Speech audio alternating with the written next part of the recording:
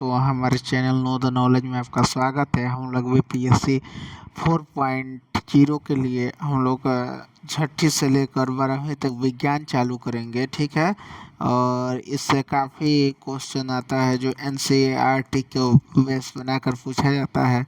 तो ये हम लोग छठी क्लास का आज साइंस शुरू करेंगे। सबसे पहले हम इसको देखेंगे कि इसमें पाठ्यक्रम में क्या क्या है और क्या क्या हमें पढ़ना है। हम लोग बहुत फास्टली इसको पढ़ेंगे कि हम लोग चाहेंगे कि जल्द से जल्द इसका रिवीजन हो जाए। सबसे पहले हम लोग चलते हैं विषय सूची में। तो विषय सूची में हम लोग का होता है, सबसे पहले इसमें कितने चैप्टर हैं।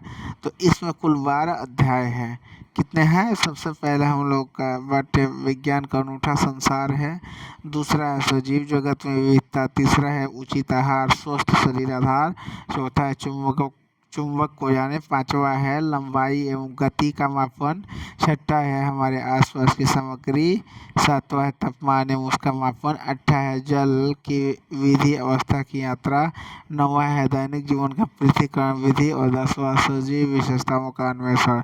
11वां है प्रकृति की अमूल्य संपदा। और 12वां है पृथ्वी से, ठीक है। तो हम लोग अपने क्वेश्चन को इसको एनसीईआरटी को चाहेंगे कि बहुत ही जल्दी जल्दी ख़त्म करने के लिए, क्योंकि समय बहुत कम बचा है, ठीक है। तो हम लोग अपना नेक्स्ट चैप्टर शुरू करते हैं। पहला चैप्टर हम लोग आज पढ़ेंगे, ठीक है। तो हमारे चैनल को आप एक बार ज़रूर सब्सक्राइब करें।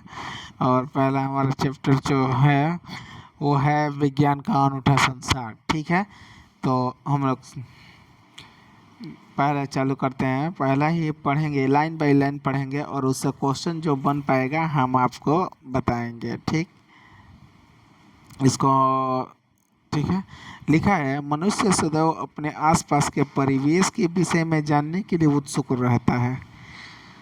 मनुष्य जो है, आदमी का ये नेचर होता है कि वो अपने आसपास की चीज़ों को जानने के क्या होता है, उत्सुक रहता है। बचपन से ही हम अपने आसपास के क्षेत्र के बारे में खोजने लगते हैं और प्रश्न पूछने लगते हैं। विद्यालय के प्रारंभिक स्तर में पढ़ते हुए क्या आप अपने आसपास के परिवेश के विषय में पता लगाकर और खोज कर आनंदित हुए? मध्य स्तर में भी हम अपने आसपास के इस सुंदर विश्व को जानने और समझने की रोचक यात्रा की ओर अग्रसर होते रहेंगे। इसके लिए हमारे आसपास एक नया विषय है विज्ञान। विज्ञान के इस अद्भुत संसार में आपका हार्दिक स्वागत है। विज्ञान देखने, सोचने, समझने और कार्य करने का एक सशक्त माध्यम है जो विश्व के रहस्यों को पढ़ते खोलता है। तो आपको ऐसा क्वेश्चन भी पूछ सकता है कि विज्ञान क्या है, और उसको स्टेटमेंट बेस पर दे देगा कि विज्ञान देखने, सोचने, समझने और कार्य करने का एक सशक्त माध्यम है जो विश्व के रहस्यों की परतें खोलता है, ठीक है। यह एक रोमांचक साहसिक कार्य है जहाँ हमें प्रश्न पूछते हैं, प्रकृति के विभिन्न आयाम खोजते हैं, प्रयास करते हैं, ये सब आखिर कैसे होता है, सबसे महत्वपूर्ण जिज्ञासा। और इसी जिज्ञासा में इस पुस्तक का शीर्षक भी आया है, ठीक है।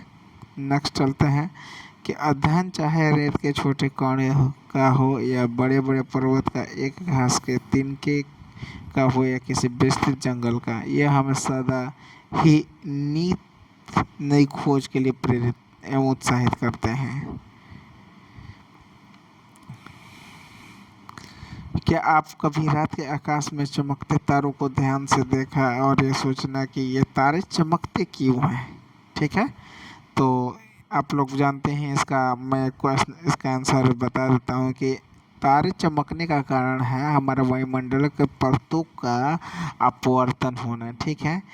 नेक्स्ट चलते हैं, किसी फूल को खिलते देखा आप विस्मित हुए हैं कि उसे कैसे पता चलता है कि कब खिलना है।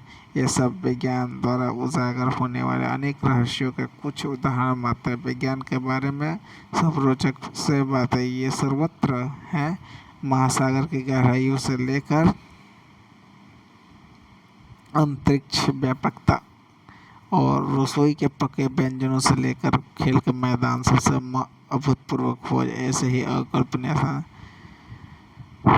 मरुस्थल, समुद्र तट, समुद्र के भीतर का दृश्य और मंदाकिनी को ही गैलेक्सी वेव कहते हैं, आकाशगंगा कहा जाता है। ठीक है, नेक्स्ट चलते हैं कि विज्ञान एक व्यापक और अंतिम जिज्ञासा पहल है हमारे द्वारा की गई पर की गई प्रत्येक नई खोज से पहले का एक टुकड़ा जोड़ देते हैं, और आपको पता होता है कि यह इस पहेली का सबसे अच्छा बात है कि इसके कोई सीमा नहीं है। क्या आप कभी देख सकते हैं कि पहेली का एक टुकड़ा गलत स्थान से जोड़ दिया गया है और उसे वहाँ दूसरे स्थान पर ले जाने की आवश्यकता होती है।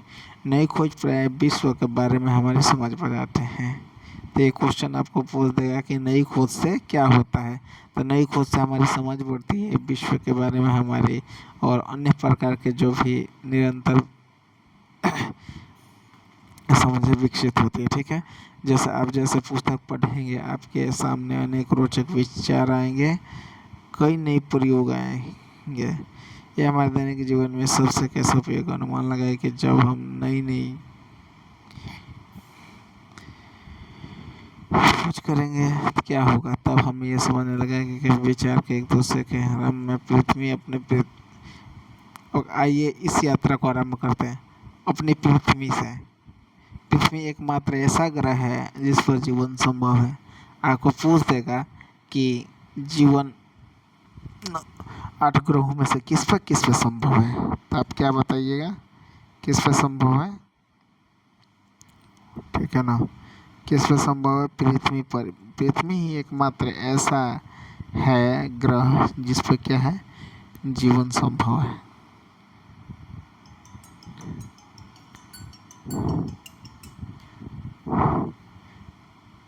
पृथ्वी पर पर्यावरण भी है जिसकी रक्षा करना अति आवश्यक है। पृथ्वी पर जीवन की एक अद्भुत विविधता है। पौधे और जंतु जो इस ग्रह के विभिन्न क्षेत्र जीवित रहने और फूल फलने में सफल हो सके। क्योंकि इसको थोड़ा मैं बड़ा कर देता हूँ।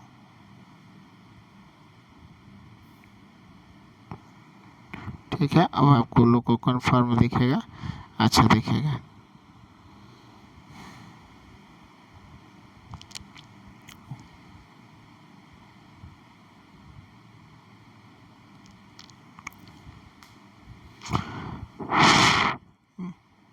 पौधे और जंतु इस ग्रह के विभिन्न क्षेत्रों में जीवित रहने और फलने फूलने में सफल हो सके। आप किसी बीज को एक पौधे और किसी इल्ली कैटरपिलर को एक सुंदर तितली में परिवर्तित होते देखा होगा। ऐसे अनेक अवलोकन किए होंगे। इन पौधों के जंतुओं का विकास किस प्रकार का। अब यह एक बात समझने वाली ये है कि पूछ देंगे कि तितली का विकास कैसे होता है, तो उसका सबसे छोटा जो अवस्था होता है वो क्या होता है, इल्ली, जिसे इंग्लिश में कैटरपिलर कहते हैं। यही बड़ा होकर क्या होता है, तितली का रूप में परिवर्तित हो जाता है। नेक्स्ट चलते हैं।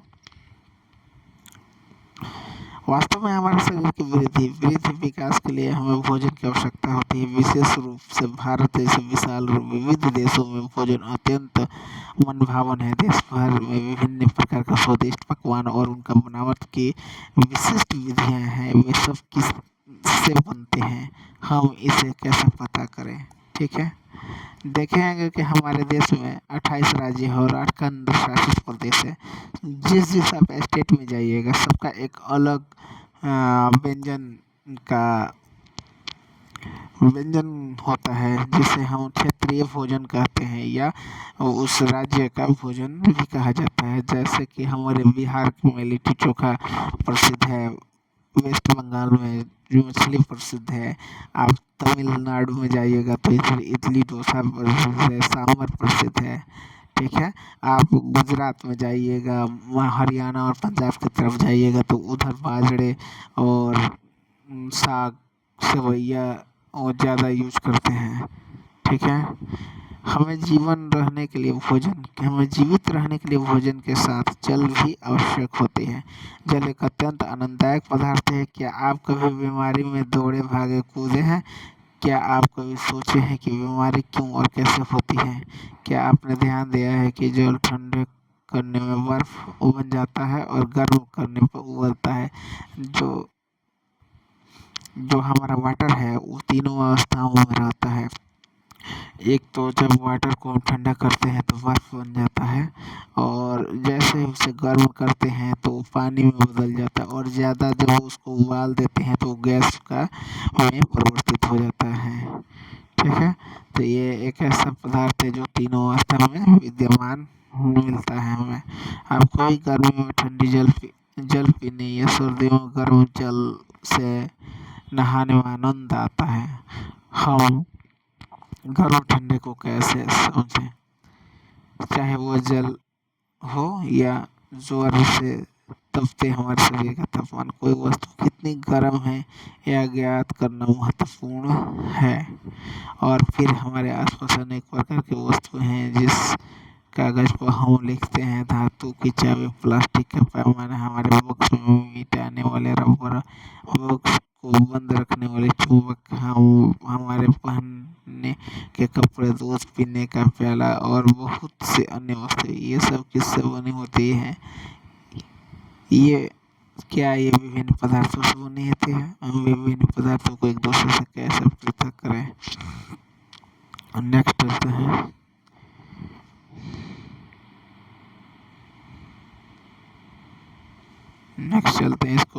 इसको हम लोग ख़त्म करेंगे तुरंत का तुरंत, और नेक्स्ट हमारे वीडियो ज़्यादा और 10 मिनट का क्लास चलेगा। इस पुस्तक की यात्रा में जैसे हम आगे बढ़े वैसे इस पृथ्वी में विद्यमान प्रत्येक वस्तु के बारे में प्रश्नों की एक अंतहीन सूची बनती जाएगी, किंतु प्रश्नों की यह सीमा केवल पृथ्वी के लिए ही क्यों? हम उसे पूरे चंद्रमा, आकाश, चमकने वाले तारों पर भी प्रश्न पूछ सकते हैं।